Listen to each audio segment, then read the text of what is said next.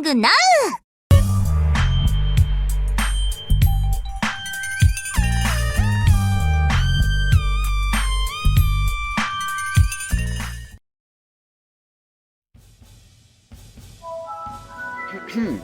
Halo teman-teman, tanpa basa-basi, mari kita masuk ke Multiverse Telekomunikasi.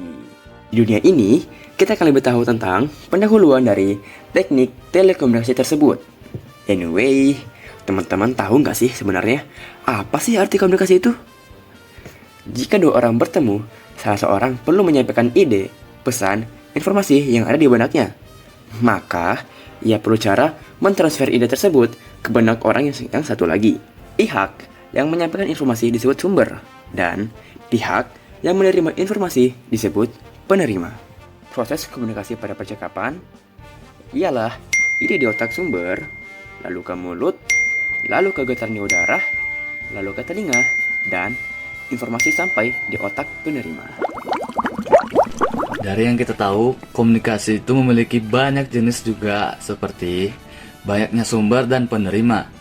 Berdasarkan banyaknya sumber dan penerima, maka kita menghadapi beberapa kemungkinan mode komunikasi, yaitu yang pertama, komunikasi satu ke satu, yang kedua komunikasi satu ke banyak, yang ketiga komunikasi banyak ke satu, yang keempat yaitu komunikasi banyak ke banyak, yang kedua yaitu jarak. Yang pertama, dalam jarak itu manusia semakin banyak dan menyebar menempati wilayah. Yang kedua itu yang masalah geografis yang luas, perlu melakukan komunikasi jarak jauh, seperti tele dalam bahasa Yunani, lawannya adalah dekat atau para. Bahasa Yunani paralel sama dengan bersebelahan. Nah, sekarang mari kita bahas telekomunikasi. Apa sih telekomunikasi itu? Nah, telekomunikasi itu terbagi atas dua suku kata. Tele yang berarti jauh dan komunikasi yang berarti percakapan. Jadi telekomunikasi itu apa sih? Jadi telekomunikasi itu adalah komunikasi percakapan jarak jauh. Nah, setelah pembahasan itu, kita merujuk apa itu teknik telekomunikasi. Oh, tentu beda dong.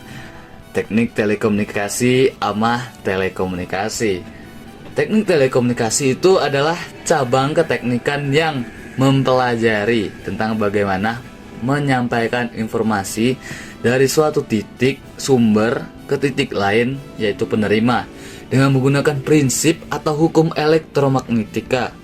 Dengan definisi ini, maka teknik telekomunikasi berada satu rumpun dengan bidang keteknikan yang terkait dengan teknik elektro. Nah, sekarang kita sampai di dunia kedua nih. Di dunia ini, kita akan membahas tentang perkembangan teknik telekomunikasi. Mari kita jalan. Nah, ini adalah contoh komunikasi jarak jauh menggunakan suara. Apaan tuh? Nah, kalau ini contoh komunikasi jarak jauh menggunakan visual. Itu semua tadi adalah sistem telekomunikasi awal yang tentu sangat banyak keterbatasannya, seperti jarak jangkau terbatas, sangat tergantung cuaca, sulit mengakomodasi komunikasi massal, atau banyak orang berkomunikasi secara bersamaan. Seiring berjalannya waktu, telekomunikasi semakin dipandang oleh bangsa-bangsa. Nah, salah satu bangsanya yaitu bangsa Sumeria sebagai bangsa penemu alfabet pada tahun 3000 sebelum Masehi. Nah, kalau ini ialah William Wokra dan Robert Murray sebagai penemu dari sistem surat pada tahun 1680. Dan ini adalah Sir Rowland Hill sebagai penemu konsep surat modern pada tahun 1837. Nah, kalau ini yaitu Samuel Morse, penemu telegraf telekomunikasi yang telah menggunakan sistem elektromagnetika pada tahun 1844. Nah, Samuel Morse ini yang menjembatani telegraf dengan kode dot dan dash yang kita kenal sebagai sandi Morse. Namun, ada beberapa permasalahan jangkauan dan kapasitas pada telegraf ini. Yang pertama, dengan menggunakan kabel dan baterai saat itu, jarak jangkau telegraf Morse hanya sekitar 2 mil atau setara dengan 3,2 km. Semakin jauh sinyal merambat, semakin lemah amplitudonya. Yang kedua, Morse memperbaiki jangkauan telegraf awal dengan menggunakan sistem relay. Yang ketiga, dengan sistem relay, telegraf menjangkau Baltimore hingga Washington sejauh 38 mil pada tahun 1844 dan pantai barat hingga pantai timur Amerika pada tahun 1851. Dan yang terakhir, kapasitas transmisi telegraf Morse adalah 30 karakter per menit. Mekanisme pengiriman telegraf itu simplex dari satu arah saja. Pemberi harus mengirimkan terlebih dahulu ke counter telegraf, lalu counter telegraf berikan ke penerima. Berbeda dengan telepon yang duplex. Ini adalah Antonio Meucci, peneliti awal telepon tahun 1854. Dan ini adalah Johann Philipp Reis, rekonstruksi prototipe telepon tahun 1860. Dan ini adalah Alexander Graham Bell, mempatenkan telepon tahun 1876. Lalu, Thomas Alva Edison menyempurnakan telepon di tahun 1890. Perbandingan telegraf dan telepon. Yang pertama, telegraf memerlukan langkah pengkodean dari alfabet ke simbol dot dan dash. Zaman modern sekarang, dot dan dash ekuivalen dengan bit 0 dan 1. Telepon tidak memerlukan pengkodean. Yang kedua, telegraf dioperasikan dengan bantuan operator. Tidak lazim masyarakat yang memiliki mesin telegraf sendiri. Telepon dioperasikan langsung tanpa perlu operator.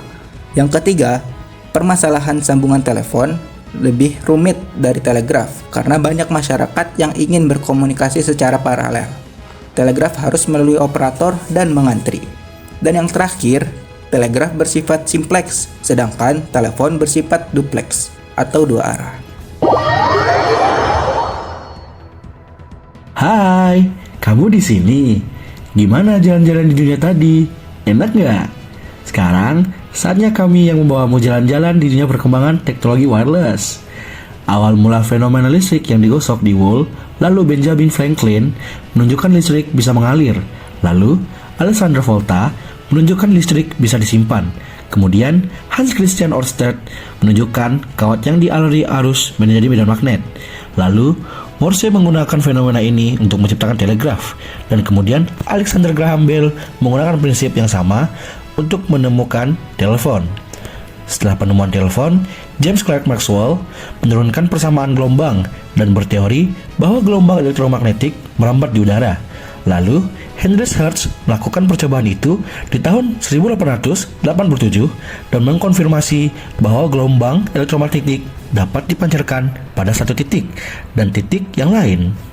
Setelah semua penemuan ini, yang berhasil mengimplementasikan penggunaan elektromagnetik ialah Marconi pada tahun 1897.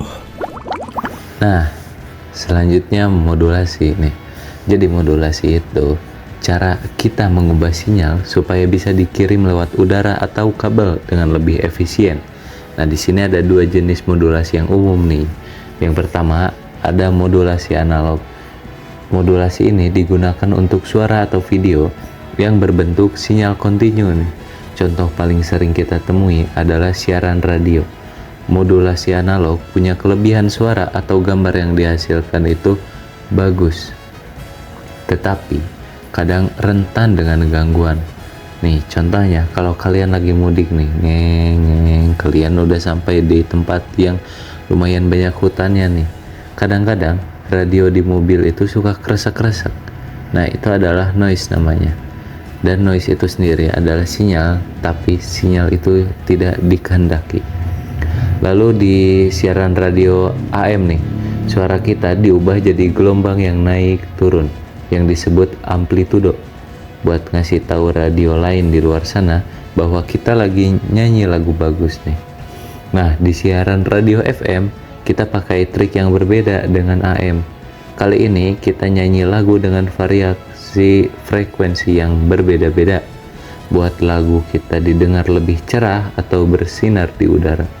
Kelebihan modulasi analog ini, suaranya bisa terdengar natural dan detail, tapi sayangnya kalau ada gangguan bisa bikin suara kita jadi berisik atau kurang jelas. Nah, segitu dari modulasi analog. Selanjutnya ada modulasi digital nih yang dijelasin oleh teman saya. Lanjut. Nah, yang kedua ada modulasi digital. Modulasi yang ini nih pakai sinyal-sinyal yang berupa kumpulan angka 0 dan 1 bit. Kita bisa pakai teknik-teknik seperti amplitude shift keying atau frekuensi shift keying untuk mengubah sinyal digital. Nah, ada juga nih campuran dari keduanya, yaitu phase shift keying atau singkatannya PSK. kelebihannya sinyal digital ini yaitu lebih tahan gangguan dan lebih mudah untuk diperbaiki. Nah, jadi mudahnya modulasi digital ini lebih kayak kita ngirim pesan lewat SMS atau chatting. Setiap huruf atau kata diubah jadi kode yang berupa rangkaian angka 0 dan 1 bit. Nah, di modulasi digital, kita bisa pakai teknik-teknik keren seperti ASK atau FSK buat ngubah kode-kode itu jadi sinyal yang bisa dikirim lewat udara atau kabel.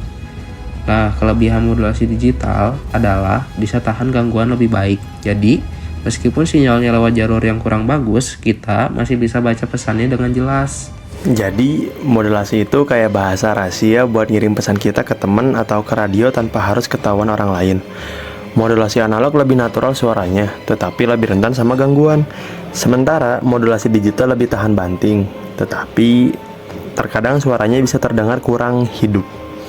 Keduanya punya peran penting dalam teknologi komunikasi kita, dari siaran radio sampai internet. Gimana? Udah lebih jelas?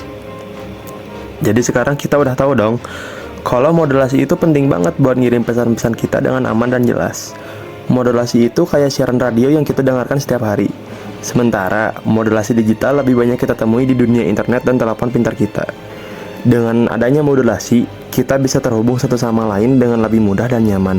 Jadi, meskipun teknologinya makin canggih, sebenarnya di balik layar itu ada proses yang seru dan penting, yaitu modulasi.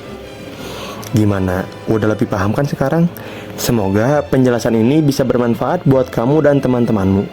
Kalau ada yang kurang jelas, boleh banget tanya lagi ya. See you.